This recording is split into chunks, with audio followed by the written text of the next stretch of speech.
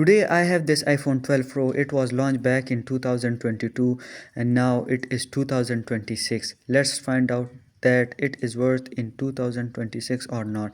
So first, its front is made up of ceramic, its sides are made up of stainless steel, and its back is made up of glass. Overall, its built-in quality is good.